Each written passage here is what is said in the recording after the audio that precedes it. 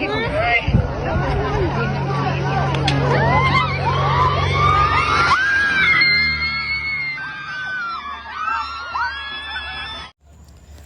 shalom.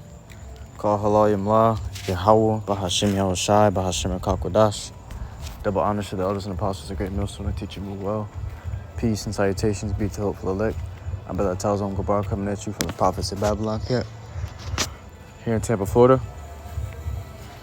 And I want to get in on this lesson real quick. Going into this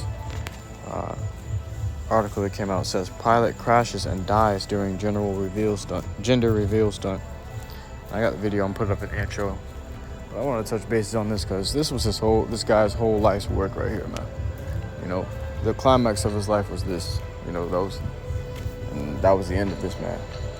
Okay, doing vain shit. All right. Let me grab this.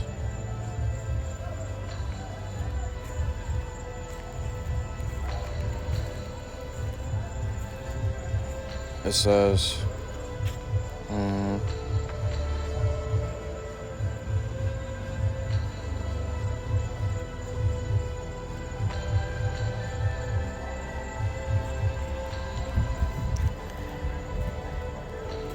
says, Deuteronomy 32:46, and he said unto them, set your hearts unto all the words which I testify among you this day, which ye shall command your children to observe to do all the words of this law. For it is not a vain thing for you, because it is your life. And through this, it says, and through this thing ye shall prolong your days in the land, whether you go over Jordan to possess it. Okay, so you're going to prolong your days, okay, you know, among earth, just keeping these commandments. And this was speaking of Moses speaking to Israel about, you know, the commandments he was giving them. He was giving them the instructions. You keep these, you're going to prolong your days in the land, Israel. But you see where we are now. We're not in Israel anymore. That means that Israel did not keep the laws, okay? And we were kicked out of the land, the motherland, the promised land, okay? But these laws, statutes, and commandments, living a life of simplicity and the truth is the best thing you could possibly do, because you're going to avoid shit like that, you know? And they all cheering them on while they cheering on that gender reveal. You know, nobody noticing the fucking plane spinning out in the air. Okay, the guy got it on video, but then he moved the camera back down to the, you know, he moved the camera. Matter of fact, let me watch it. Let me watch it real quick, man. So the guy flies the plane over the woman and the man that's getting the gender reveal. Okay, the plane spins out, and then he moves the camera back over to the man and woman hugging. Okay, nobody just seen that motherfucker topple over and fall into the, you know, into the water or wherever it went.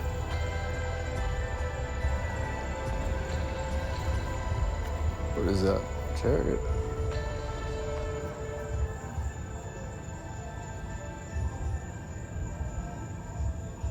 That's two chariots. HALALYAM, YAHAWASHI.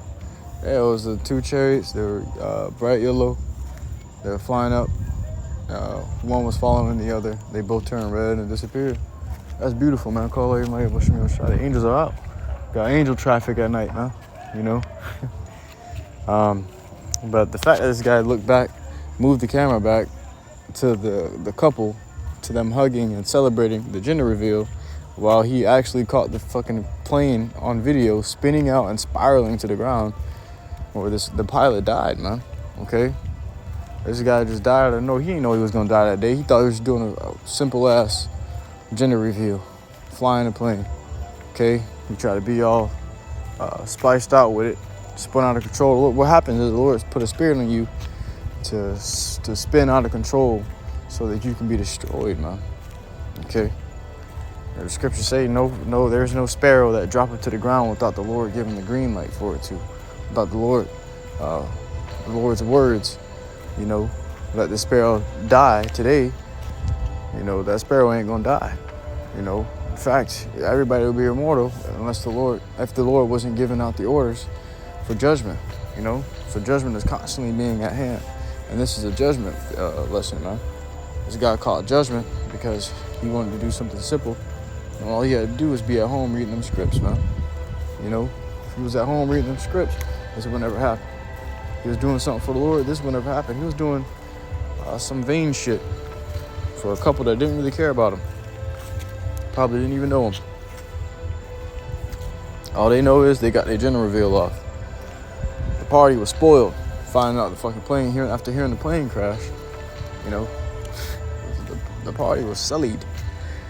Okay, let me grab the definition of sullied. It says, damage the purity or integrity of, defile. So the celebration was fucking defiled with the death of this pilot, man. You know, and he died trying to do their fucking weak ass gender reveal. They got something called gender reveal, man. That shit's whack sauce. Okay, they celebrate gender reveals and shit back in the day. You got your woman pregnant. Was it boy or girl? All right, boy. Bet. Girl. All right, bet. You know, it wasn't really all that much fucking important, man. You know, you had a man. If you had a boy child, he would grow to inherit your substance, and that was a good thing. You had a woman. You had a daughter. She was your possession. Okay, you could sell her off to another man of understanding and get money for her, man. Okay, get good money for her. Sell her to a man of good substance, and you know, now your family's taken care of as well. But these things were, everything was had a purpose back in the day. Today, fucking gender reveal has no purpose. Okay, and here you've seen somebody lost their life. All right. Let me grab this. I'm just gonna make this short. Ecclesiasticus 5:7. Make no tarrying to turn to the Lord YAHAWASHI and put not off from day to day. All right, you don't want to. Oh, I'm gonna do it tomorrow. Oh, I'm gonna do it next week. You don't want to do that shit, man. Do what you can, as much as you can now for the Lord, because your ticket can be pulled tomorrow, man. Your ticket can be pulled tonight. You never know. So put out those as many works as you can, as many works possible, so that the last thing you do for the Lord, the last things you were found doing before your death was for the Lord. You know, if you always in the spirit, you know, the Lord gonna prolong your days and give you an expected end. Okay, where you know, okay, I'm probably gonna be seeing the Lord this day or that day, and you accept it with it, you at peace with it in your mind, and you don't fulfilled your days. You know, you're an old man and you ready to go. Okay, versus being in a plane crash, expecting to come home to your family after making money for doing a gender reveal and dying in the midst of doing that shit, and your family gets an unexpected note. You know, you don't want to be one of those guys, man. Okay, you want the Lord to exalt you, and you want to glorify the Lord so that you can be glorified also. All right, but give the Lord his due portion. It says, for suddenly shall the wrath of the Lord come. Shall the wrath of the Lord come forth. He didn't expect to feel the wrath of the Lord that day, man. He thought he was just, going to handle a quick side job, a little side hustle real quick and go home and maybe eat some fucking spaghetti or something. Okay, maybe do a gender reveal for his family, maybe. You know, for you never know what was going on, what this guy had going, or what he had planned. But you see, he didn't get to fulfill his plans. He probably had something planned for the next day, but it wasn't serving the Lord. Okay, the Lord cut those plans short. For suddenly shall the wrath of the Lord come forth. Okay, and man, I just got in an accident today. Did I wake up this morning expecting to get into an accident today? No, neither did he. So you never know when the Lord can pull your car and you up in the spirit realm, give an answer for all the wrong you've done. Okay, give an answer for your labors. All right, and if all you've been doing is just fucking doing vain shit here on the earth, you got to answer for that shit, man. What you gonna say to that when the Lord pulls your car? What you gonna say? Oh, give me another chance. And what if everybody was saying that when they went up there? And every time they got another chance, they were wicked again. And then wicked again. And then wicked again. They go back to the Lord. The Lord shows them what they did in their life. Oh, give me another chance. I'll definitely please you this time. And go back down, prove to be a nigga again. Okay, and that's just 2/3, a repeated cycle. Being born again, born in vain again. Okay, but you want to be born, you want to have a purpose. Okay, you don't want to be here for no fucking reason, man. You know, growing up, you always thought, damn, I want to be something special, something important. I want to be memorable. I want to be leave a mark in the earth. Okay, well, the greatest way to do that, and the only way to do that, is by serving the Lord YAHAWASHI. Look at the men of the scriptures. Have their names ever been blotted out in the earth? No. In every generation, their names have been uttered. Okay, why? Because these were men that served the Lord YAHAWASHI. You don't hear about the nigga that was making cake pastries 2,000 years ago, but you hear about the man that was serving the Lord 2,000 years ago. Okay, that wrote this book for the Lord YAHAWASHI, that did this for the Lord YAHAWASHI, okay, that was prophesying. Okay, you hear about them, but you don't hear about the niggas that was fucking riding donkeys and carrying fucking a gender reveal poster. No, man. Okay, that's what this guy did. You don't hear about those guys. You don't know their names. Okay, but the prophets, you know all about. Okay, you know their stories, man. All right. You want the Lord to make a name for you. And this is the only way you can do that. You don't make a name for yourself by doing vain things in the earth. You find out what's vain and what has meaning to it when you look look whose name you hear from history, or who can you find out about from history. You hear about these Edomites because they contributed to their own kingdom, which is what we are walking amongst today. You learn about the Edomites' history because we're in captivity to the Edomites. Okay, you don't learn much about Jake's history because it was we were destroyed as a people and our information was scattered. Okay, but now we're coming back to those things and we're finding out the notable men of our nation of Israel, which were the prophets. Okay, well, this guy lived his life doing vain things and died in a vain thing. You don't want to die in a vain thing, man. You want your life to have purpose and meaning. You want to die working for the Lord, serving the Lord.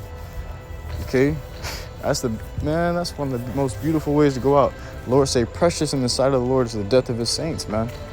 Okay, because why? They're dying for the Lord. They ain't dying because they was out at a fucking club and some guy started shooting off fucking shots and one of the stray bullets hit your ass in the neck. No, man, you don't want to die for that, for some shit like that, man. People be dying for random, stupid reasons, you know? Or you ate some old bowl of noodles in the middle of the night. 3 days later, you're dead from a brain-eating virus, man. Brain-eating bacteria, okay? But the Lord is there. The Lord is here, and his eyes are upon the men of the Lord, especially. But he's watching everything going on upon earth. This is the place of judgment, man. This is the place of judgment. But you want an honorable discharge. Let me grab this. There is no discharge in that war. And I'll probably close out with this one. It says, make no tarrying to turn to the Lord and put out off from day to day, for suddenly shall the wrath of the Lord come forth, and in thy security thou shalt be destroyed and perish in the day of vengeance. It's called day of vengeance, man. You're going to perish in the day of vengeance. You ain't going to be able to stand on your... You ain't going to be 10 toes down in the day of the Lord's wrath, man, in the day of the Lord's vengeance. Okay? Your ass going to be 10 skeletal toes down. Fire on your ass. Okay? That's the curse. Their tongue shall consume in their mouths, and the eyes shall consume in the sockets while they stand upon their feet. It says, Ecclesiastes chapter 8 and verse 8, there is no man that hath power over the spirit to retain the spirit. So you ain't got no power over your own life to keep your life. You can't decide whether you want to live tomorrow and die the next day. You can't decide that. The Lord, he pulls your car when he's ready to pull your car. You can't go when you want to go. We're in the chains of darkness. You got to realize that we're on death row, man. You're in one of these bodies, you're sitting on death row. What do you want to die for? Okay? You want to die for yourself, or you want to die for the Lord? What did you put your life towards? Okay? In the end, it's going to be made manifest. This guy died flying a fucking plane with pink smoke in it. it says, there is no man that hath power over the spirit to retain the spirit. So you can't keep that spirit in you. What they called it back in back in the day was giving up the ghost. The scriptures call it giving up the ghost. Okay, because the Lord keeps the ghost, which is what, your spirit, tied to your body. All right, but when your life has come to an end, it's called giving up the ghost. You gave up the ghost, which your spirit left the vessel and it went back to the Lord, and that's called death. It says, neither hath he power in the day of death. Okay, you can't determine whether you can live in the day of death. The Lord determines that. The Lord is the judge. When it's time for your when your day comes, and every man has his day, but when your day comes, you have no power in that day. You know, today I was in a fucking accident, driving down a road full of there was soap on the road, man. But driving this big ass truck, soap on the road. You know, another truck coming my way. You know, I turned because there was a curve in the road, so you had to turn, and you know, he had to turn as well. We turned at the same time, but the back of my truck slipped and skid across the road. And I tried to gain back control over the truck, but I realized I had no control, man. And that's what, you know, inspired this lesson, is because I had no control over that. You know, that motherfucker slid and it was out of my hands. At that point, all you can do is just hope. All right, which I'm safe, I'm good, no harm done here. The Lord, you know, protected me. You know, I'm good. But what could have happened is the worst thing possible could have happened. Okay, when that guy, you know, the guy that hit my truck, came to my truck, he said, man, you all right? I said, yeah. You good? He said, yeah, I'm good. I said, man, your truck could have tipped over and flipped over, and somehow your truck is good. You know, because the way that motherfucker slid, motherfucker made a whole 90-degree angle, man.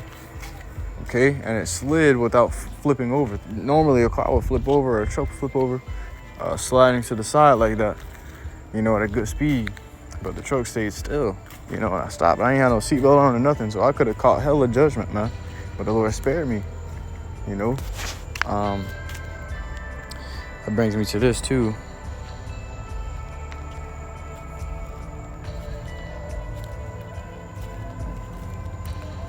In the book of Ecclesiastes, chapter 18 and verse 20, before judgment, examine thyself, and in the day of visitation, thou shalt find mercy. So, you know, I could have very well been visited today, which I was visited today. You know, all things by the Lord, scriptures say, of the Lord, YAHAWASHI, do all things consist by the Lord. So everything continues because the Lord is allowing it to continue, you know. The day of visitation, which means you could die that day. You could possibly die. The Lord is there. You gonna catch judgment, or you gonna continue, you gonna catch mercy. It says, and in the day of visitation, thou shalt find mercy. And also what? In the day of visitation, when the Lord visits the earth, you're gonna find mercy, man. Okay? You're gonna find mercy. All you gotta do is examine yourself, whether you be in the faith, whether you following after the ways of the Lord, or making yourself pleasing to YAHAWASHI. But back to Ecclesiastes 8 and 8. There is no man that hath power over the spirit to retain the spirit, neither hath he power in the day of death, and there is no discharge in that war. Neither shall wickedness deliver those that are given to it. Woo-wee. There is no discharge in that war. Okay? There is no discharge in that war. You can't be... You want an honorable discharge. You don't want a dishonorable discharge. This guy had a dishonorable discharge, man. He left the earth doing something vain, doing some fucking vanity, man. Okay? You want to leave the earth fighting for the Lord, YAHAWASHI. Therefore, you have a name for yourself in heaven. You have a name for yourself in earth and heaven. But these guys are just extras in the movie.